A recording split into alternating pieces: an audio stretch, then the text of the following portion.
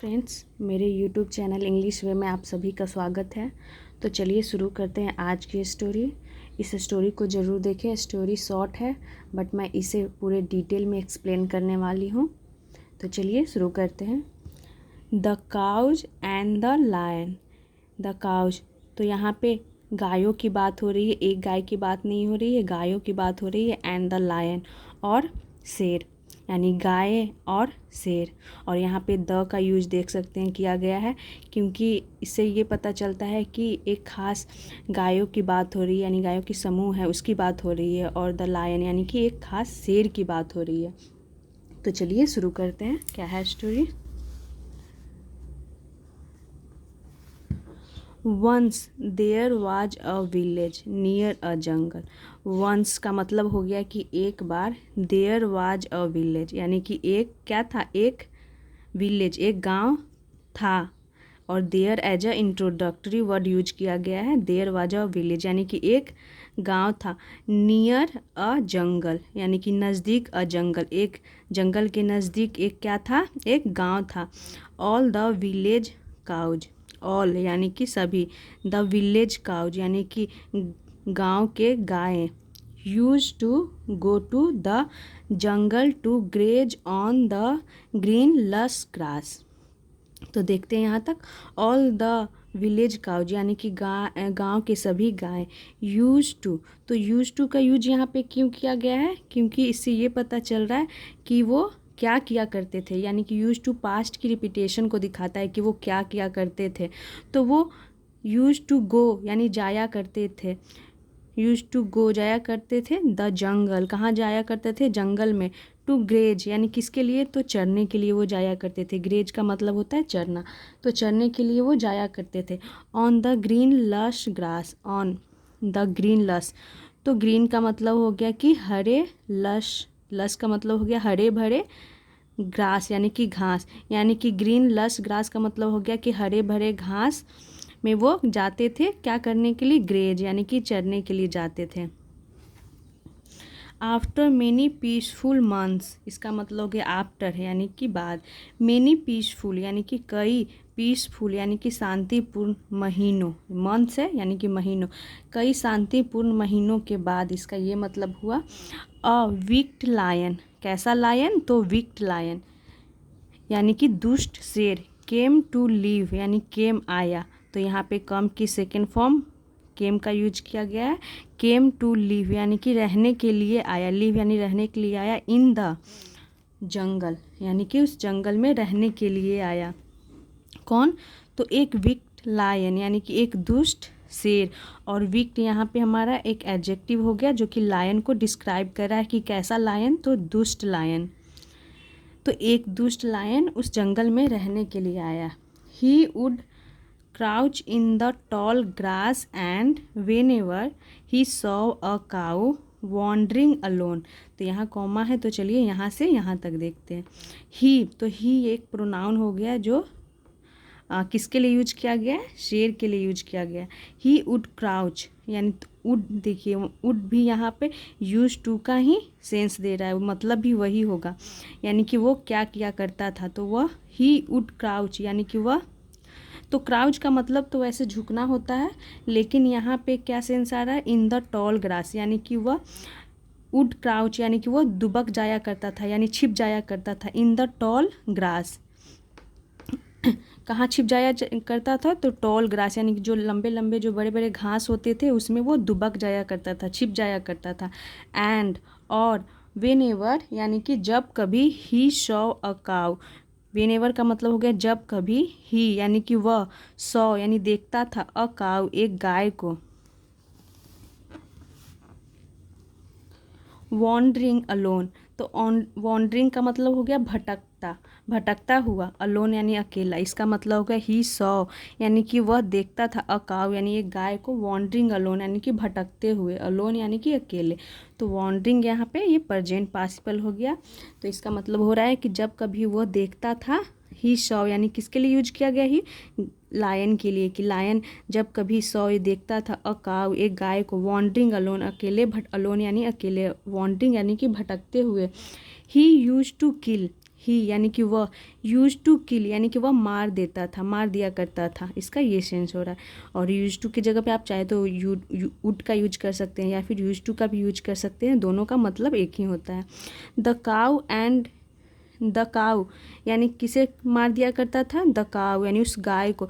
जब कभी वो देखता था कि गाय अकेले भटक रहे तो उसे मार दिया करता था। एंड ईट हर अप, और ईट हर अप यानी कि उसे खा जाया करता था। तो हर यहाँ पे यूज किया गया है क्योंकि गाय फीमेल होती है, इसलिए यहाँ पे हर का यूज किया गया है।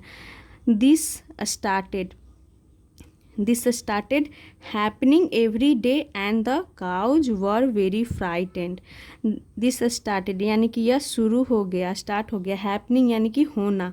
एवरी डे यानी कि हर रोज़, हर दिन यह होना शुरू हो गया। क्या शुरू हो गया? तो वो जब भी देखता था अकेला तो वो मार देता था गाय को, लायन, और उसे खा जाता था। तो ये होना डेली शुरू हो गया। और स्टार्टेड के बगल में आप देख सकते हैं आईएनजी फॉर्म है, तो ये हमारा जेरंड हो गया। स्टार्ट अपने बगल में हमेशा जेरंड लेता है। तो started happening every day and the cows were very frightened. And और द काउज यानी कि जो गायें थी, वर यानी थी, वेरी फ्राइटेंड यानी कि वो बहुत डर गई थी। जो गायें थी वो बहुत डर गई थी। तो जो ये सेंटेंस आप देख रहे हैं यहाँ से यहाँ तक, तो ये हमारी स्टेट ऑफ बीइंग की सेंटेंस कहलाती है, जिसमें कोई भी एक्शन देखने को नहीं मिलेगा आपको। सिर्फ ये बता रहा है कि जो गाय की अवस्था को दिखा रहा है कि गाय जो थी वो क्या हो गई थी, डर गई थी। फ्राइटेंड यानी डर गई थी। और ये हमारा क्या हो गया, इसे बोलते हैं पास्ट पार्टिसिपल, जो कि एडजेक्टिव का काम कर रहा है। गायों के बारे में बता रहा है कि गाय क्या हो जाती थी, तो डर जाया करती थी, और इसमें कोई एक्शन नहीं होता है। तो इसे हम स्टेट ऑफ बीइंग की सेंटेंस बोलते हैं, इसे पास्ट पार्टिसिपल बोलते हैं। और ये काम कर रहा है एडजेक्टिव का, गायों के बारे में बता रहा है। वन डे यानी कि एक दिन। All the cows held a meeting. All the cows यानी कि सभी गाय। हेल्ड, तो होल्ड की सेकेंड फॉर्म हेल्ड हो गई, यानी कि रखा। अ मीटिंग यानी कि एक बैठक रखा, सभी गायों ने एक मीटिंग रखा। एवरी काउ का मतलब हो गया कि हर गाय। स्टार्टेड टॉकिंग यानी कि वो क्या करने लगे, टॉकिंग यानी कि बात करने लगे। और यहाँ पर भी आप देख सकते हैं स्टार्टेड के बगल में आईएनजी फॉर्म है कि जेरंड हो गया। इसके साथ हम इन्फिनिटी यूज नहीं करते हैं, स्टार्टेड अपने बगल में जेरंड लेता है। एट वंस यानी कि तुरंत। अबाउट के बारे में। How the lion had killed. How यानी कि कैसे, द लायन यानी कि वह शेर, हैड किल्ड यानी कि मार देता था, देयर यानी उनके, old and young family. Old यानी कि बूढ़े और जवान फैमिली मेंबर्स, इसका मतलब हो गया कि जवान और बूढ़े परिवार के सदस्य को कैसे मार देता था वो, इस बारे में वो बात करने लगे। But no one knew, but लेकिन, नो वन का मतलब है कोई नहीं, न्यू यानी कोई नहीं जानता था, तो नो की सेकेंड फॉर्म यहाँ पे हो गया। हाउ यानी कि कैसे। गेट रीड ऑफ यानी कि कैसे get rid of the wicked lion. इसका मतलब होगा कि कोई नहीं जानता था कि कैसे get rid of the wicked lion यानी कि उस दुष्ट शेर से छुटकारा पाए। तो गेट रीड का मतलब यहाँ पे हो गया है कि छुटकारा पाना, और ये एक हमारा फ्रेजल वर्ब हो गया। तो कैसे जानेंगे कि ये फ्रेजल वर्ब है, क्योंकि गेट एक वर्ब हो गया और इसके साथ रीड ऑफ एक प्रीपोजिशन हो गया, तो ये एक प्रीपोजिशनल फ्रेज हो गया। सॉरी, इसे मैं ये हमारा एक क्या हो गया, फ्रेजल वर्ब हो गया। तो जब कभी वर्ब के साथ प्रीपोजिशन या फिर एडवर्ब होता है तो वो एक फ्रेजल वर्ब कहलाता है और उसका मतलब बदल जाता है। तो गेट रीड ऑफ का मतलब हो गया छुटकारा पाना। द विक्ड लायन यानी कि उस दुष्ट शेर से, यानी कि कोई नहीं जानता था कि उस दुष्ट शेर से कैसे छुटकारा पाए। फाइनली यानी कि आखिरकार, अंततः। An old cow spoke. An old cow यानी कि एक जो बूढ़ी गाय थी, स्पोक यानी कि बोली। स्पीक की सेकंड फॉर्म स्पोक हो गई। एक बूढ़ी जो गाय थी उसने बोली। लिसन सुनो, एवरीबडी हर कोई। डोंट यू सी यानी इसका मतलब हो गया क्या तुम नहीं देख सकते, डैट कि, इट इज़ ओनली यानी कि यह है, ओनली केवल, यह केवल है, वेन यानी कि जब, one of us one of us का मतलब हो गया हम में से एक, सेपरेट्स यानी कि सेपरेट से अलग होता है, एंड और वॉन्डर्स और भटकता है, अवे अलोन यानी कि दूर, अवे यानी दूर, अलोन अकेले। यानी वो बूढ़ी जो गाय होती है वो बोलती है कि क्या तुम नहीं देखते कि जब हम में से कोई एक अलग होता है और भटकता है, he is attacked, he is attacked यानी कि he is attacked by that lion, यानी इसका मतलब हो गया कि ही इज अटैक्ड, उस पर अटैक कर दिया जाता है यानी कि हमला कर दिया जाता है, बाई दैट लायन यानी कि उस शेर के द्वारा। और ये है जो हमारा सेंटेंस है, ये हमारा हो गया प्रेजेंट इंडेफिनिट की पैसिव वॉइस की सेंटेंस। यानी कि जब हम में से कोई अलग होता है, अकेले भटकता रहता है, तो वह शेर जो होता है उस शेर के द्वारा अटैक कर दिया जाता है यानी कि हमला कर दिया जाता है। इफ़ यदि we stay together we will remain safe, यदि वी स्टे यानी कि हम रहते हैं, स्टे टुगेदर यानी कि एक साथ, we will remain safe, we will यानी कि हम रहेंगे, रिमेन सेफ इसका मतलब हो गया कि हम सुरक्षित रहेंगे, रिमेन यानी कि वो कंटिन्यूटी को दिखाता है कि हम सेफ रहेंगे। ऑल द काउज यानी कि सभी गायें, अब देखते हैं यहाँ पे सभी गाय अग्रीड यानी कि जो सभी गाय थे वो मान गए। फ्रॉम देन ऑन का मतलब हो गया, इसका मतलब हो गया तब से, ऑल द काउज यानी कि ऑल द काउज सभी गाय, वेंट टू यानी कि वेंट टू गए, ग्रेज टुगेदर यानी कि ग्रेज का मतलब होता है चरना, तो चरने, टुगेदर यानी कि एक साथ, सभी गाय ग्रेज यानी चरने गए एक साथ। इन a herd, in a herd का मतलब हो गया कि झुंड में, हर्ड यानी झुंड में, और यहाँ पे आर साइलेंट होता है, इसे हर्ड पढ़ेंगे। तो सभी गाय क्या गए, एक साथ गए, झुंड में गए। वेन दे हर्ड और शॉ, वेन यानी जब, दे यानी कि वे, हर्ड यानी कि सुनने, और या शॉ देखे, द लायन यानी कि उस शेर को, ऑल ऑफ देम यानी कि वे सभी, मूड लाउडली टुगेदर, इसका क्या मतलब हो गया, तो मुँह का मतलब होता है जो गाय रंभाती है, गाय की जो आवाज़ निकलती है उसे हम मुँह बोलते हैं, और इसकी पास्ट हो गई मूड, यानी जो गाय रंभाती है उसे हम मुँह बोलते हैं।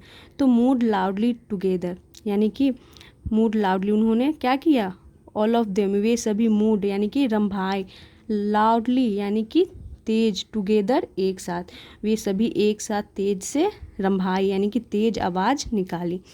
The herd mooing together, the herd यानी कि जो झुंड था वह झुंड, मूइंग टुगेदर यानी कि एक साथ रंभाया, caused a loud resonating sound, caused का मतलब उत्पन्न हुआ या प्रोड्यूस होना, जो बोलते हैं ना उत्पन्न हुआ, और लाउड यानी कि एक तेज, रेजोनेटिंग साउंड क्या उत्पन्न हुआ, तो एक रेजोनेटिंग साउंड, रेजोनेटिंग का मतलब हो गया कि रेजोनेटिंग का मतलब हो गया कि गूंजती, साउंड यानी आवाज़, गूंजती ध्वनि क्या हुई, उत्पन्न हुई, कॉज्ड यानी कि उत्पन्न हुई, पैदा हुई, एक तेज आवाज़, गूंजती हुई ध्वनि पैदा हुई, जब पूरे जो एक गाय का जो झुंड था उन्होंने सब एक साथ जोर से आवाज़ निकाली तो एक रेजोनेटिंग साउंड उत्पन्न हुई। तो रेजोनेटिंग यहाँ पर भी ये हमारा प्रेजेंट पार्टिसिपल हो गया जो कि एडजेक्टिव का काम कर रहा है, साउंड को डिस्क्राइब कर रहा है, कैसा साउंड, तो रेजोनेटिंग साउंड यानी कि गूंजती आवाज़। विच यानी कि जो, स्केयर द लायन यानी कि विच यानी जिससे, स्केयर्ड द लायन यानी कि जो लायन था, शेर था, वो स्केयर्ड यानी कि वो डर गया। देन तब, टुगेदर एज अ हर्ड यानी कि तब, टुगेदर यानी कि एक साथ, एज अ हर्ड यानी कि एक झुंड के रूप में, दे रैन आफ्टर यानी कि वे, रैन आफ्टर और दे यूज यहाँ इसलिए किया गया है क्योंकि वो एक से ज़्यादा थे, एक समूह में थे।